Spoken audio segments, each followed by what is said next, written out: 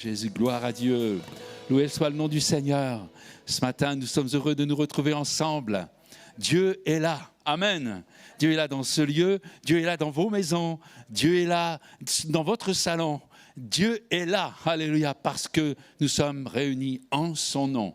Ce matin, j'aimerais centrer la parole de Dieu sur un verset qui se trouve dans Ésaïe au chapitre 11 et au verset 6.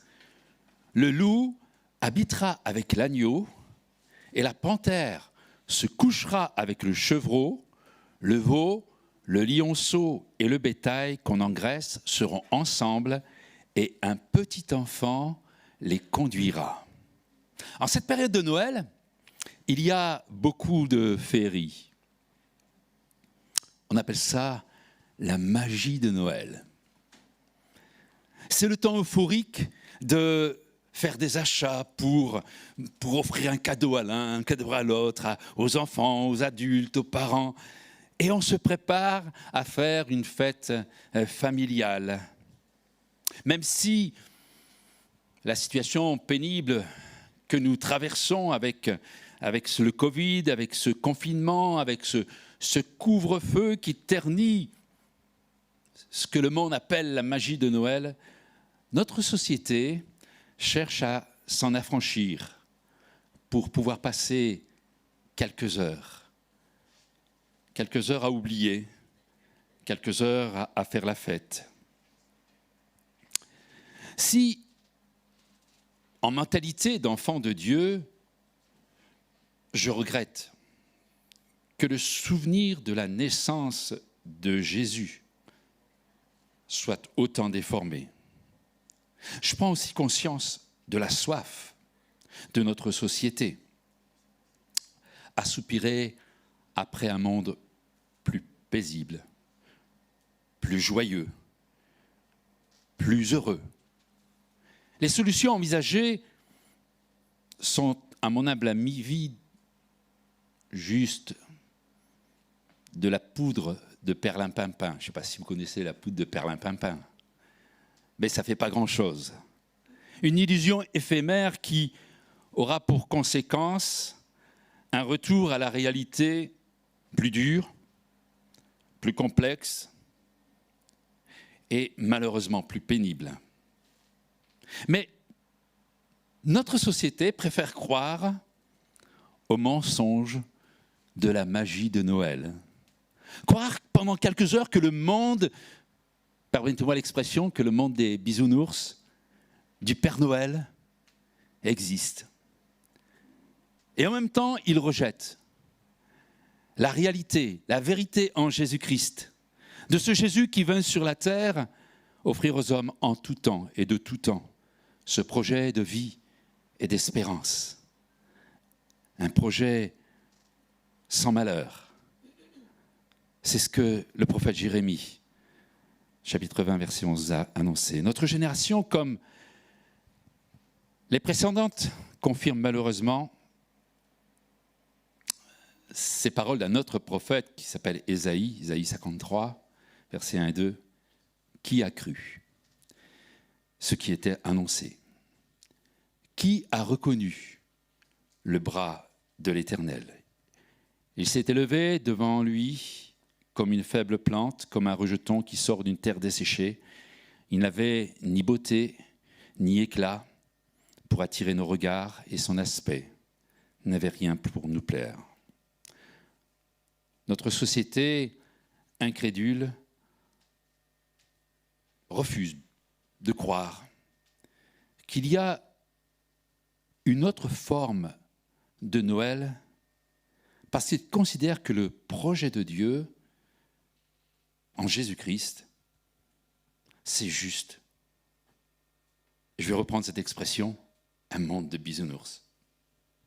Croire que Jésus est né d'une vierge paraît absurde aux yeux des hommes, à la raison humaine.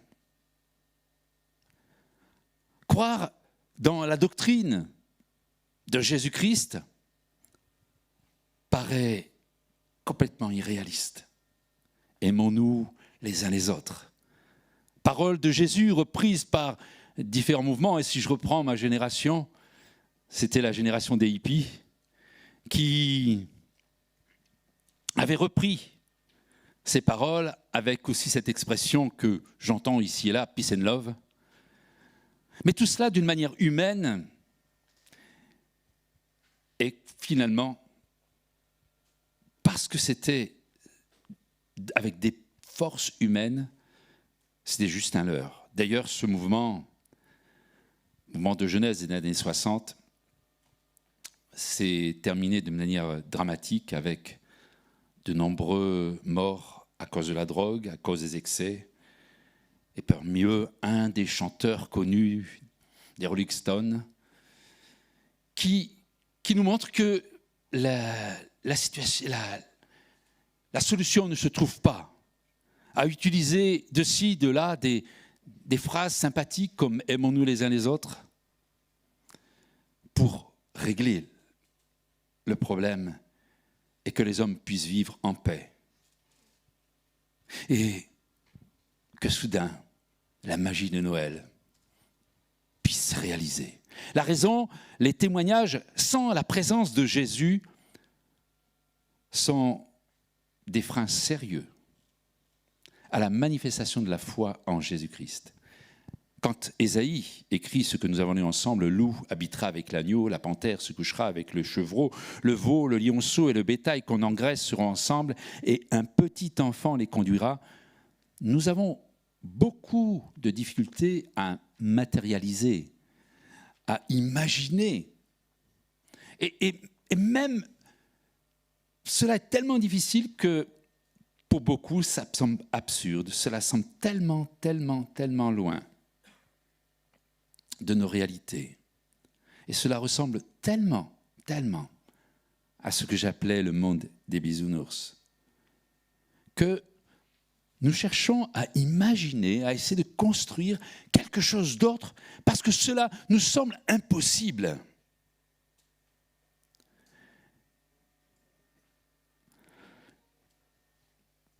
Cette réalité du prophète Ésaïe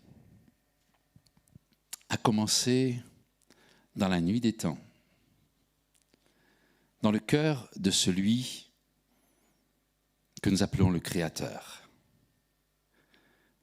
qui a conçu au fond de son cœur tout ce projet de paix, d'amour, d'espérance et non de malheur. Un projet incroyable, mais tellement vrai. Et ce projet a pris forme en ce véritable jour de Noël. Non pas le 25 décembre. Parce qu'en fait, le 25 décembre est une manipulation humaine pour placer les hommes sous une domination pagano-chrétienne, faisant coïncider des croyances païennes avec des croyances chrétiennes. Et c'est ainsi qu'est venue la confusion de la magie de Noël, de la croyance dans ce Père Noël, dans cette distribution effrénée de cadeaux et dans ces fêtes où il y a tellement d'excès de table.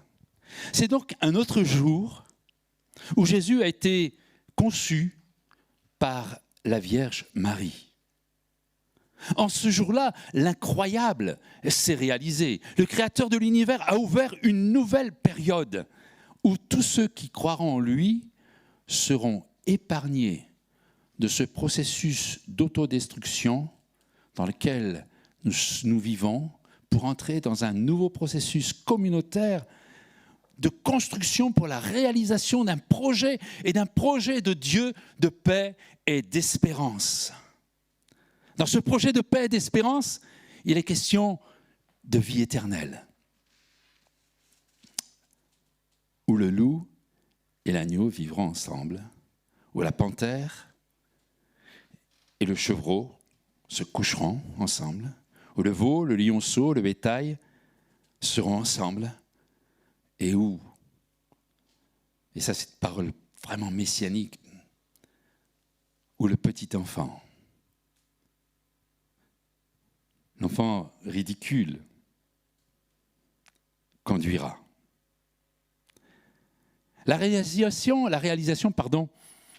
étant en cours encore aujourd'hui,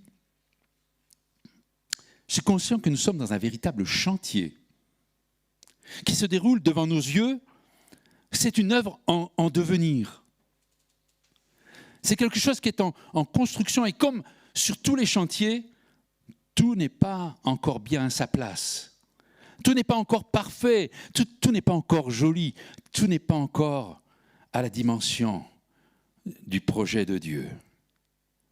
Nous en avons les plans, nous en avons quelques photos, nous en percevons la beauté, mais malgré tout, nous en avons une image imparfaite.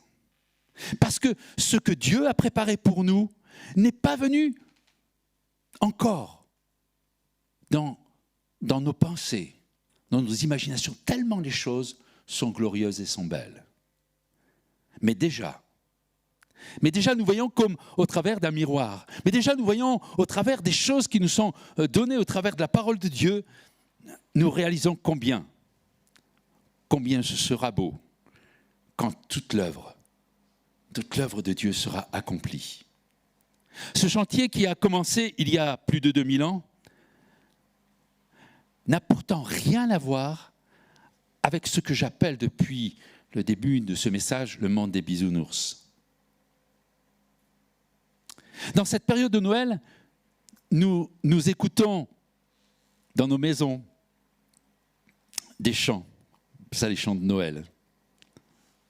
Ça a bercé tous les enfants, ça a bercé notre enfance. Nous avons écouté ces chants qui parlent du divin enfant, mon beau sapin, les anges dans nos campagnes. Et ça y est, je cite simplement les titres, déjà dans vos têtes, eh bien les mélodies apparaissent, et bien d'autres encore. Et tous ces chants transmettent un instant de paix, de quiétude, de sentiment de joie, de beaucoup de féerie, de cette fameuse magie de Noël. Et encore là, nous naviguons dans une forme de tranquillité mensongère, parce que, en m'arrêtant quelques instants sur un des chants, ces chants de Noël, qui commencent par « Douce nuit, sainte nuit ». Et je me suis arrêté. Êtes-vous sûr que c'était une douce nuit? Cette nuit où Jésus est né, était-elle vraiment une douce nuit? Si je regarde d'un point de vue matériel, à ce qui nous est rapporté sur la naissance de Jésus, les parents et cet enfant qui va naître ne vivaient certainement pas une douce nuit. Aucun lieu où reposer sa tête. À peine, même pas encore né, et déjà il n'y avait pas de place pour lui.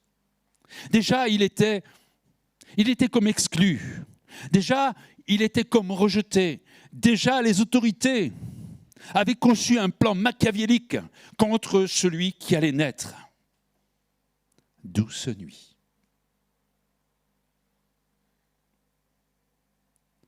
Aucune auberge libre pour accueillir la naissance de cet enfant. À défaut d'une belle chambre bien confortable, on propose une étable.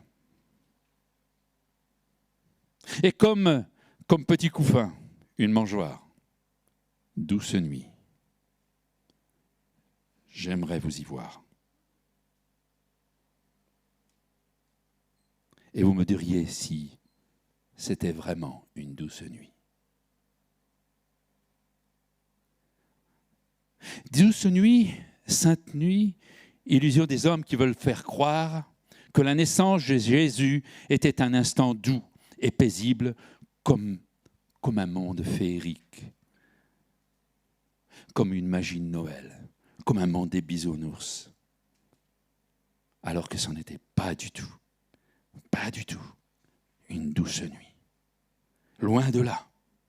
Les entrailles de la terre étaient en effervescence.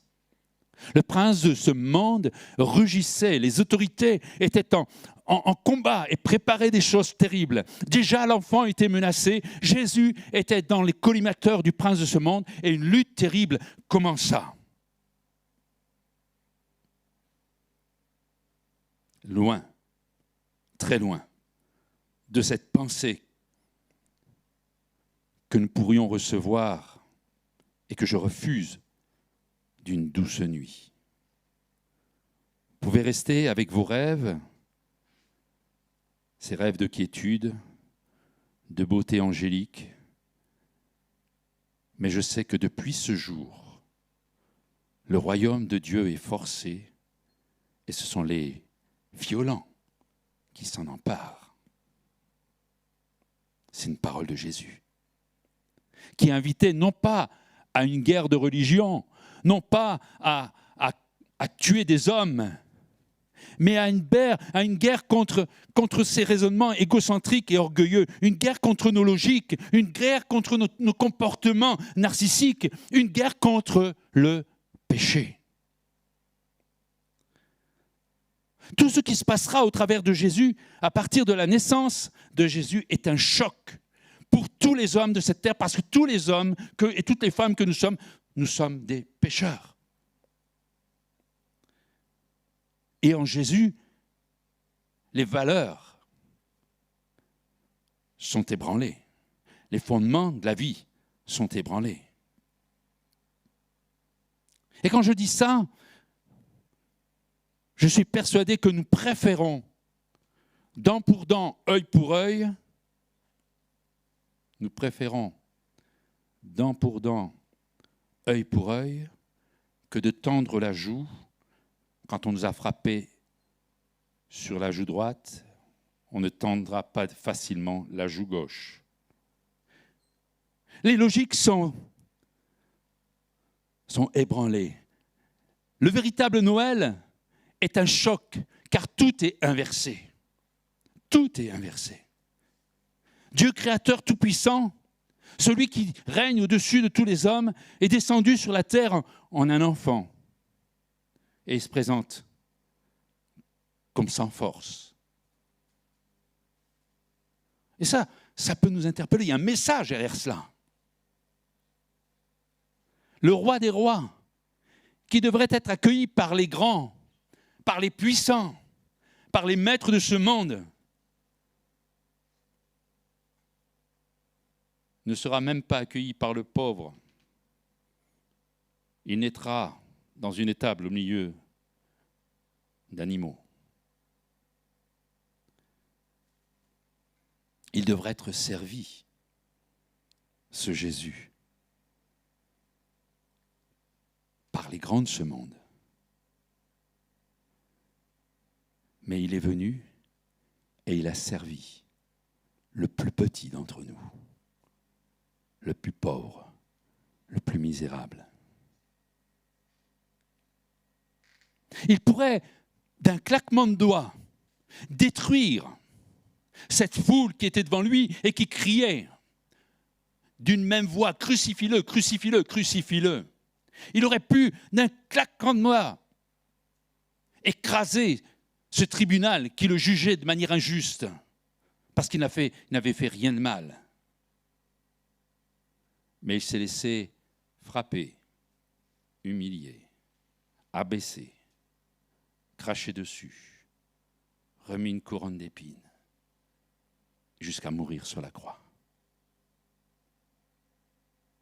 Le véritable Noël a bousculé et bouscule encore aujourd'hui toutes nos logiques, tous nos raisonnements, toutes nos manières d'agir, toutes nos manières de réagir.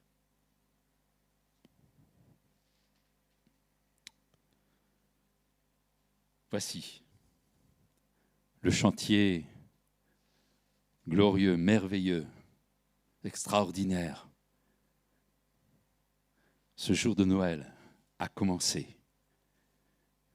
Ce chantier qui vise à inverser nos logiques, nos manières d'agir, nos manières de penser, nos manières de réagir. Jésus est venu pour restaurer la mentalité du ciel. Et c'est une mentalité qui est complètement opposée à celle que nous connaissons dans notre société séculière. Cette mentalité, c'est comme une guerre, mais une guerre inversée, où l'amour de Dieu répandu dans les cœurs pousse à s'opposer à toute forme de violence, toute forme de colère, toute forme d'animosité, de querelle, de calomnie, de mauvais soupçons, de discussions folles. En croyant Jésus et en croyant en Jésus, nous entrons dans un énorme chantier qui s'appelle Nouvelle Naissance, Église de Jésus-Christ. Dommage que ce terme « Église » a pris un sens féerico-religieux. De la même manière que la naissance de Jésus.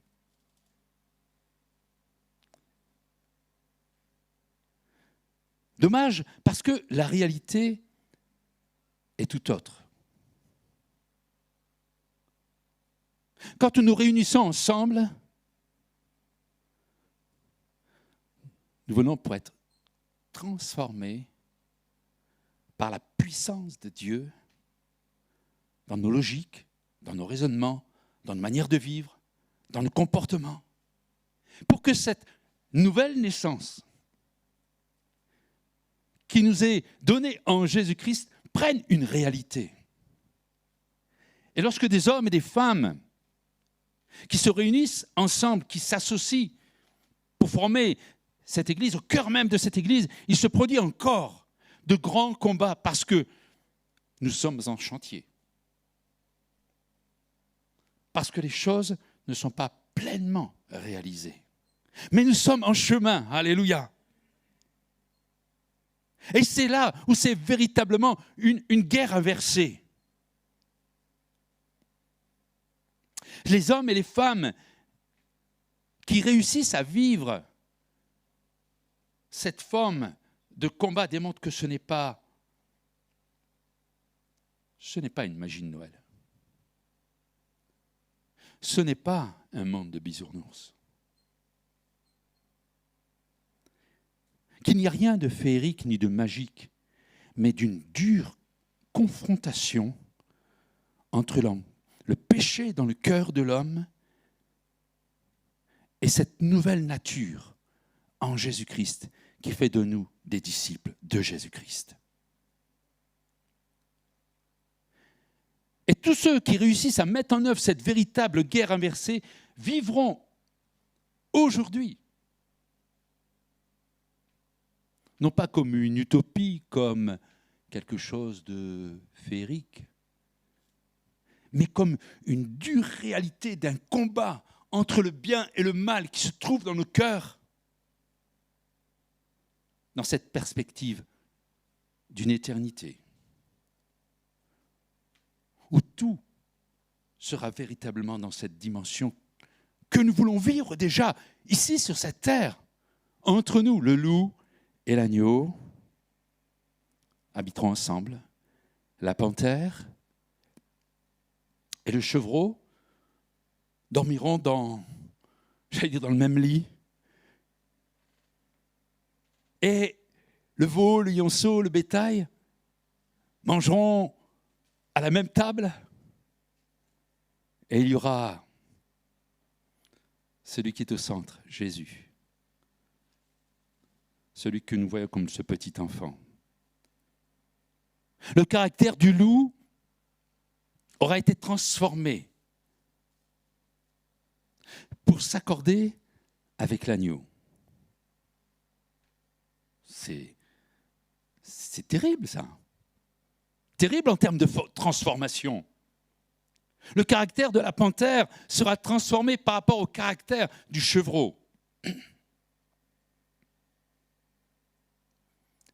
Et la dimension de cet enfant, de ce petit enfant, pour bien montrer la faiblesse, nous parle de nos dimensions d'adultes, raisonnables, intelligents, cultivés, seront abaissés jusque dans la dimension de ce Jésus venu sur la terre pour servir, sans attirer les regards des hommes. C'est pour ça que Jésus dira, « Laissez les petits-enfants venir à moi et ne les empêchez pas, car le royaume des cieux est pour ceux qui leur ressemblent. » Aujourd'hui, dans ce chantier en réalisation, c'est un projet, une prophétie qui est en marche. Jacques nous dira au chapitre 5, verset 7, « Soyez donc patients, frères et sœurs, jusqu'à l'avènement du Seigneur. Voici, le laboureur attend le précieux fruit de la terre, prenant patience à son égard, jusqu'à ce qu'il ait reçu les pluies de la première et de l'arrière-saison. » Certes, les choses ne sont pas abouties aujourd'hui. Lorsque je regarde l'Église, nous sommes en construction. Des belles choses se produisent, et puis de moins belles choses.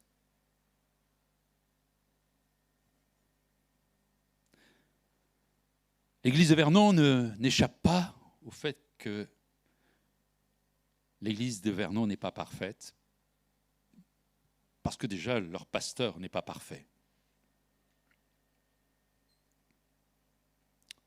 Mais il y a un combat dans lequel nous sommes entrés, et c'est celui qui ira jusqu'au bout, qui gagnera. Il y a une anecdote, une histoire d'un homme dans la parole de Dieu qui m'a toujours parlé, qui m'impressionne. Alors, je ne vais pas vous retracer toute l'histoire de cet homme, mais j'aimerais juste reprendre quelques points. Cet homme, c'est Joseph. Joseph, vous connaissez son histoire, il a reçu un beau rêve, un beau projet. Il en est tellement heureux qu'il va partager avec ses frères. Et puis, alors est-ce que c'était vraiment heureux ou est-ce qu'il y avait un petit peu d'orgueil, le petit dernier, qui dit à ses grands frères, moi, vous savez, c'est moi qui vais gouverner sur vous. Et puis là commence son malheur. Ah non, pardon, son bonheur. Son malheur aux yeux des hommes, c'est-à-dire qu'il va traverser toute une partie de sa vie, galère sur galère, galère sur galère. D'abord, ses frères, ils vont le vendre pour qu'il soit vendu comme esclave. Et un grand maître va l'acheter. Et il servira dans la maison de cet homme. Et un jour, comme il était un beau jeune homme, la femme de ce grand maître le trouvait tellement beau qu'elle aurait aimé l'avoir comme partenaire. Et parce qu'il n'a pas voulu tromper son maître, il s'est retrouvé en prison. Et lorsqu'il était en prison, on l'a oublié. Mais durant toute cette période de sa vie, de galère sur galère, j'allais dire de combat inversé, c'est-à-dire qu'on lui faisait du mal, mais lui, il bénissait. On le punissait injustement, mais lui, il bénissait. Et ce qui est étonnant quand on lit cette histoire dans la Bible, on voit à plusieurs reprises, alors qu'il est emmené comme esclave, et c'est écrit, Dieu était avec lui. Il est en prison, et Dieu était avec lui. Et il est oublié, et Dieu était avec lui. Je ne sais pas si, dans nos logiques, on dirait comme Joseph que Dieu était avec lui. Quand je passe une galère, ma véritable nature dit « Hey, Dieu, où tu es ? Qu'est-ce que tu fais ? Pourquoi tu n'interviens pas ? Pourquoi tu ne me guéris pas ? Pourquoi tu ne me donnes pas d'argent ? Pourquoi tu ne me donnes pas de travail ? Pourquoi si ? Je t'ai demandé, je t'ai prié. » La guerre est inversée. Alors qu'il était emmené comme esclave, et que Dieu lui a mis sur le cœur, mais tu régneras. Et que, Seigneur, lui, il bénit ceux qui sont autour de lui. Et tout au long de ces galères, il va bénir ceux qui sont autour de lui. Joseph, qui n'a pas connu Noël, a appliqué ce principe non pas de Noël, mais ce principe de la mentalité du ciel. De ce que Dieu, dans son cœur, dans son âme, a imaginé pour les hommes. Et c'est en appliquant ces principes de la mentalité du ciel que Joseph va être en accord avec Dieu. Toute sa vie, dans ces épisodes violents, Joseph a été en accord avec Dieu. Et il bénissait son prochain. Il bénissait celui qui le maudissait. Il bénissait ceux qui le critiquaient. Il bénissait ceux qui ont pu le torturer. Son combat était d'être l'homme de la providence de Dieu dans tous les milieux. C'est ça la mentalité du ciel.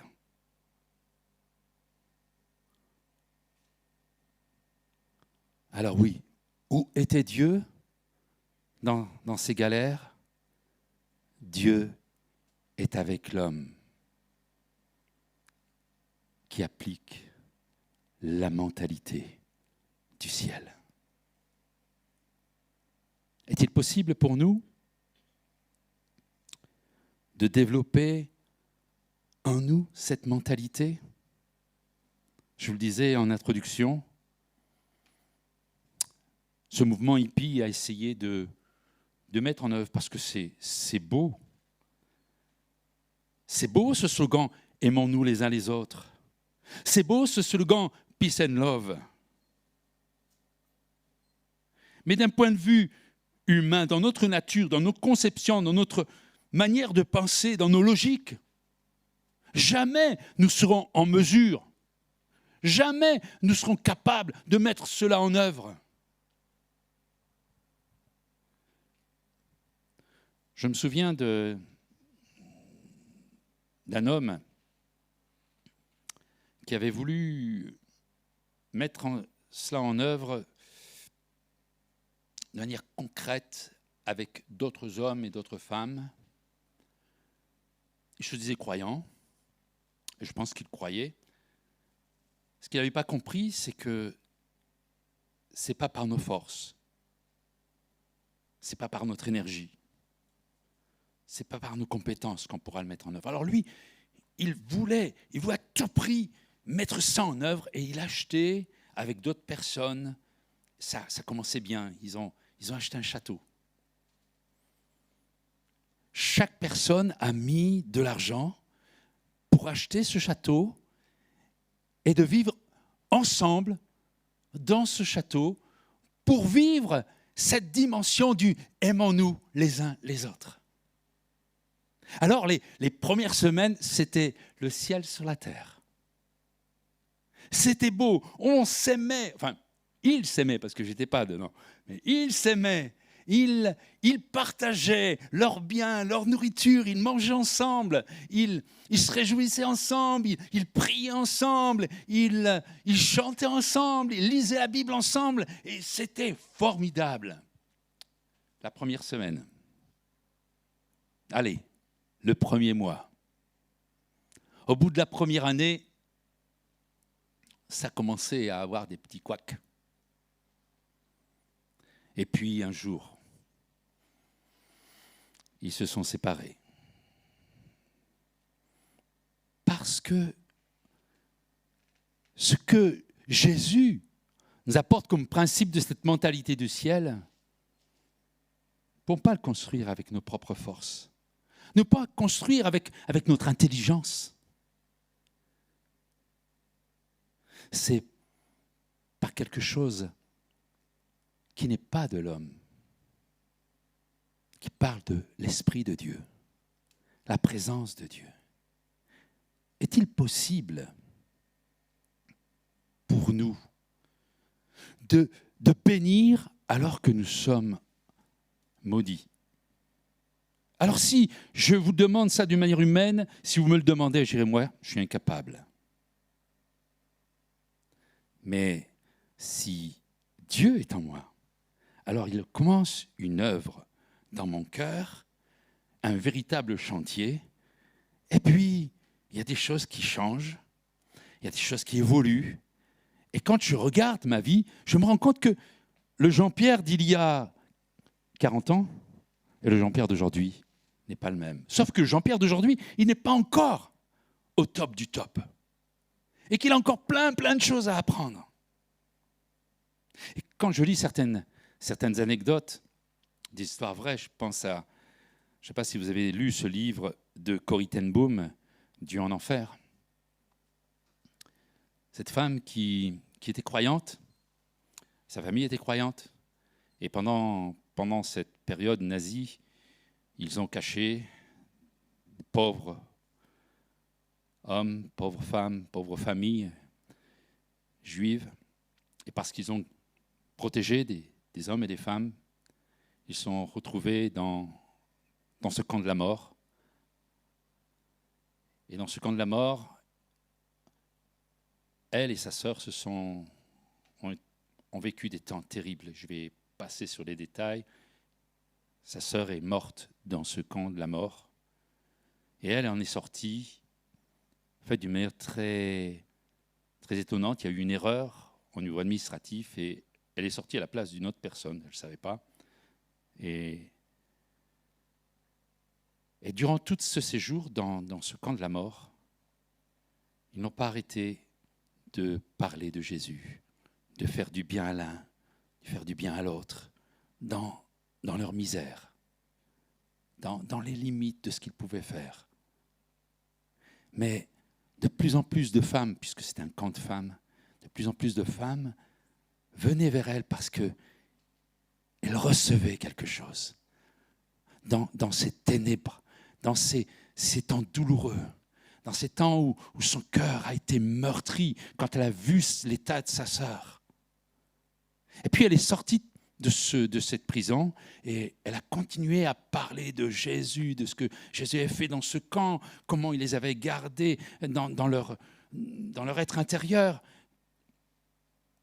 Et un jour, elle voit entrer dans son église un homme qu'elle reconnaît tout de suite. Cet homme, c'était le bourreau qui avait participé à la destruction de sa sœur. Le bourreau qui lui avait fait tellement de mal. Cet homme entre dans l'église, participe au culte, et à ce moment-là, un grand combat s'est produit dans son cœur. On n'est pas dans le monde des bisounours. La logique voulait que ce soit de la haine. La logique voulait que ce soit les poings serrés. La logique voulait que des mots que je n'oserais prononcer ici sortent de la bouche. Ça, c'est la logique humaine. Et ce n'est pas parce que nous sommes enfants de Dieu qu'il n'y a pas au fond de notre nature ce désir de se serrer les poings. Et dans son cœur, une guerre inversée est en train de se produire. Elle ira vers cet homme. Elle le saluera comme un frère. La victoire était obtenue. Parce que la mentalité du ciel était descendue. Le loup habitera avec l'agneau. La panthère se couchera avec le chevreau. Le veau, le lionceau, le bétail mangeront ensemble et un petit enfant les conduira.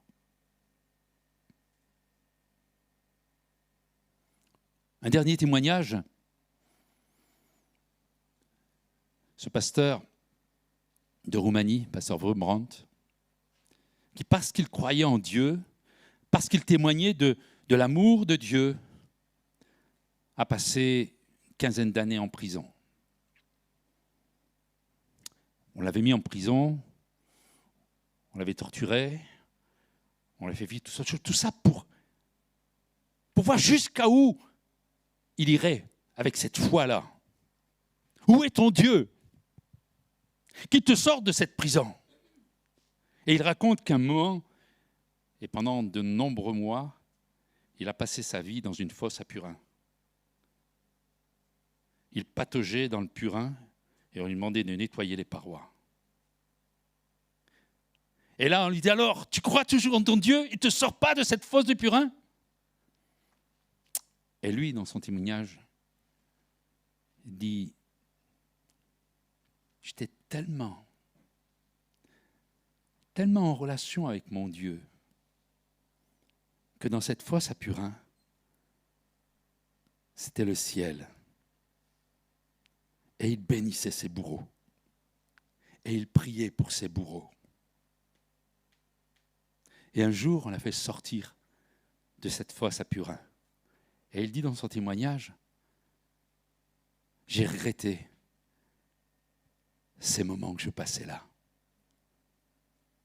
Parce que dans ces moments, alors que d'un point de vue humain, c'était juste terrible, mais il vivait la mentalité du ciel. Il vivait quelque chose d'extraordinaire. Alors ce sera ma conclusion maintenant. J'aimerais vous inviter à ne pas fêter Noël, mais à vivre Noël. À vivre la mentalité du ciel. Le royaume de Dieu, la puissante présence de Dieu. Cette puissante présence de Dieu qui n'est pas liée à nos environnements, à ce que nous vivons, mais à l'avancement du royaume de Dieu dans nos cœurs. À l'avancement du chantier qui est en route, qui est en cours dans nos vies. Les problèmes qui nous entourent peuvent nous envahir. Et nous envahir tellement qu'à certains moments, nous pouvons douter sur Dieu. Où es-tu? Est-ce que c'est vraiment ça? La mentalité du ciel?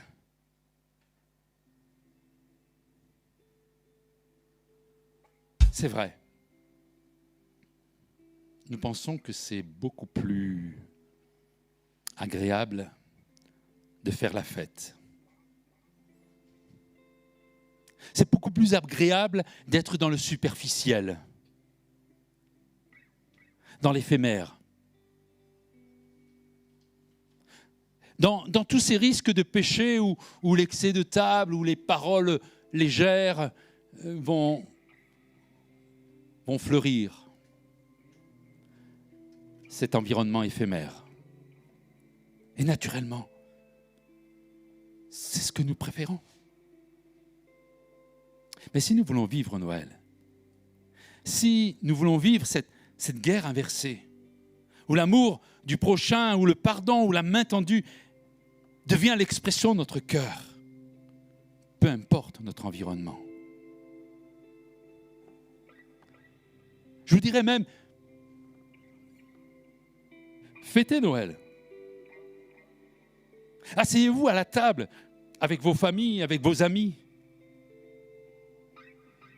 Mais vous, exprimez la mentalité du ciel.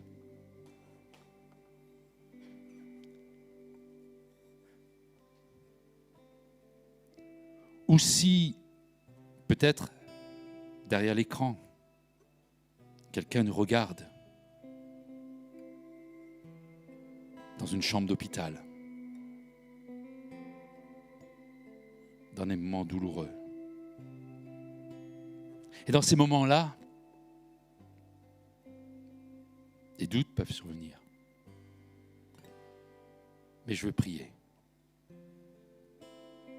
pour que dans ces instants-là, quelque chose qui n'est pas de la magie de Noël, mais qui est de la puissance de Dieu, qui est capable de transformer un cœur et nous faire voir, non pas la réalité de cet environnement, mais Seigneur, malgré la maladie, malgré ma difficulté, malgré mon malheur, je veux être une source de bénédiction pour mon prochain. Je veux lui offrir une bénédiction alors que je suis meurtri, alors que je suis en difficulté. Peut-être que quelqu'un vit des problèmes de chômage ou inversement, des pressions au niveau de son travail. Alors j'aimerais t'inviter à bénir ton collègue. Vous savez, ce chef ou ce patron qui vous rend la vie impossible. Bénissez-le. C'est là où vous faites descendre la mentalité du ciel dans votre relation. Saisissons, frères et sœurs, chers amis, que le royaume de Dieu, j'allais dire, c'est bien plus que l'éternité après la mort. Que le royaume de Dieu, c'est l'éternité aujourd'hui. C'est-à-dire cette dimension de la mentalité du ciel dès aujourd'hui. Alors oui, nous sommes en chantier. Oui, il nous arrive parfois de nous laisser emporter par cette logique de notre vieille nature. À cause de différentes situations, de fatigue. La Bible dit que le juste peut tomber, mais que l'Éternel le relèvera toujours. Alors oui, on peut avoir des écarts. Nous sommes en chantier. L'Église est en chantier. Je suis en chantier. Je suis en devenir. Et si cela m'arrive, et cela m'est arrivé, mais quand je m'en suis rendu compte, j'ai appliqué la mentalité du ciel. J'ai cherché à prendre contact si j'ai blessé quelqu'un. J'ai cherché à réparer si j'ai cassé quelque chose. Parce que dans mon cœur et dans nos cœurs, le Saint-Esprit, l'œuvre de Dieu s'accomplit et nous ouvre les yeux et nous fait voir quand nos logiques ne sont plus ces logiques du ciel. Quel bonheur quand le royaume de Dieu s'installe dans nos vies, dans nos foyers, dans nos familles, dans l'Église. Quand cette mentalité du ciel s'installe, la paix de Dieu commence à s'installer dans nos cœurs. Il y a tellement aujourd'hui d'hommes et de femmes qui sont meurtris par leur environnement. Et cette situation actuelle, avec ce Covid, renforce encore ces choses et rendent malheureux de nombreuses personnes. Et ça se manifeste par des violences, par toutes sortes de choses qui ne parlent pas de la mentalité du ciel. Et peut-être que quelqu'un ici dans cette salle ou derrière l'écran, vit une telle difficulté dans sa vie, qu'il dit, pour moi, c'est pas possible de vivre cette mentalité. D'ailleurs, j'en veux à cette personne. J'en veux à cet homme, j'en veux à cette femme. Parce qu'elle m'a pourri la vie. Et je ne lui pardonnerai jamais. Et on reste avec cette pourriture. Oui, certainement que l'autre n'a pas bien fait les choses, mais toi, parce que tu n'appliques pas la mentalité du ciel dans ton cœur, alors tu meurs à petit feu, tu t'éteins, tu deviens comme un lumignon qui fume, comme un roseau cassé. Et peut-être que tu en es là aujourd'hui.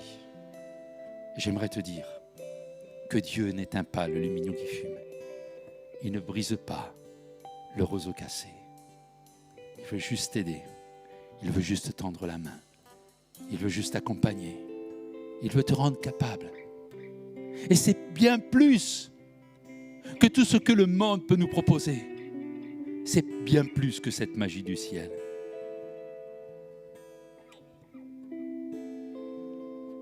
Ce Jésus qui a manifesté en venant sur la terre cette dimension de la mentalité du ciel.